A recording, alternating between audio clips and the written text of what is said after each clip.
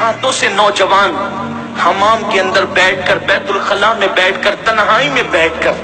اپنے ہاتھوں سے اپنی عصمت سے کھیلتے ہیں،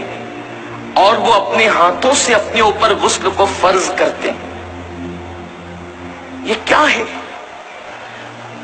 اللہ کے رسول صلی اللہ علیہ وآلہ وسلم فرماتے کہ جو اپنے ہاتھوں سے اپنی شرمگاہوں سے کھیل کر اپنے اوپر غسل لازم کریں، آقا فرماتے اللہ کی، سارے فرشتوں کی اور مجھ محمد کی اس پہ لعنت ہو۔ حضور جس پہ لعنت کریں، جو بے باک لڑکے، بے باک چھوکرے، وہ تو زنا کے اڈوں تک جاتے ہیں، لیکن نام نہاد جو شریف کہلاتے ہیں وہ ڈرتے ہیں کہ زنا سے پکڑ نہ لیے جائیں، عزت نہ چلی جائے، تو وہ اکیلوں میں، بستروں پر، مکانوں میں، دکانوں میں، تنہائیوں میں اپنے ہاتھوں سے اپنے سرمایے کو برباد کرتے ہیں۔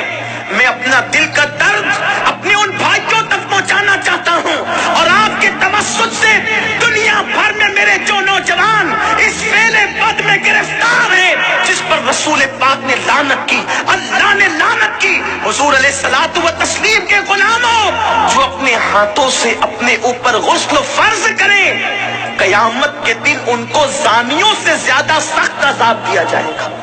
زنا کرنے والوں سے بدترین عذاب ان لوگوں کو دیا جائے گا۔ اور میرے آقا علیہ السلام فرماتے ہیں قیامت کے دن کچھ لوگ ایسے ہوں گے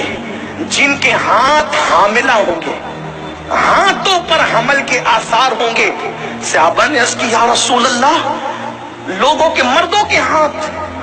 حاملہ ہوں گے؟ آقا فرماتے ہیں ہاں، جنہوں نے اپنے ہاتھوں سے اپنے اوپر غسل فرض کیا ہوگا، اشاروں کی زبان میں اس کا مفہوم عرض کر رہا ہوں۔ قیامت کے دن وہ اس حالت میں اٹھیں گے کہ ان کے ہاتھ حاملہ ہوں گے، اور یاد رکھنا ایسا کرنے والے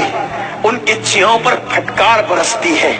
آنکھوں کے ارد گرد کالے کالے ہلکے پڑ جاتے ہیں، گڑے پڑ جاتے ہیں، آنکھیں اندر کو دھس جاتی ہے، زندہ رہ کر بھی انسان مردہ نظر آتا ہے۔ اور اگر 1 مہینے تک یہ فعل بد کر لیا،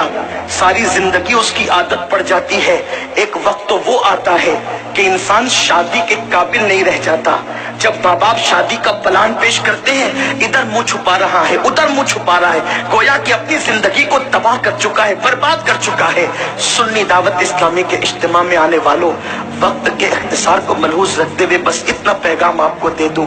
اگر آج سے پہلے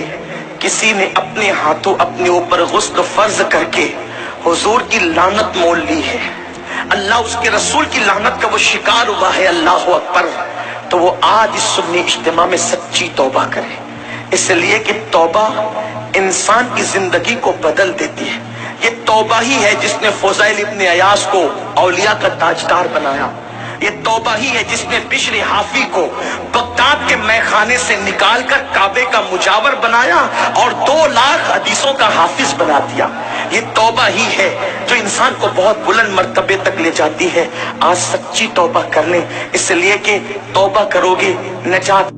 یہ توبہ ہی ہے جو انسان کو بہت بلند مرتبے تک لے جاتی ہے۔ آج سچی توبہ کر لیں، اس لیے کہ توبہ کرو گے نجات۔ انشاءاللہ نہ گناہ کریں گے نہ گناہ کرنے دیں گے، اپنے علاقوں میں جا کر سنی دعوت اسلامی کی شاخیں قائم کریں گے، برکات شریعت کا درس دیں گے، اجتماعات کریں گے، تاکہ ہمارے نوجوان گناہوں سے بچ سکے۔ ممکن ہے اپنی فغاں سے چند لوگ ہی بچ جائیں تو یہی اپنے لیے نجات کو کافی ہے۔ اللہ تبارک و تعالیٰ سے دعا ہے، میرا اللہ مجھے آپ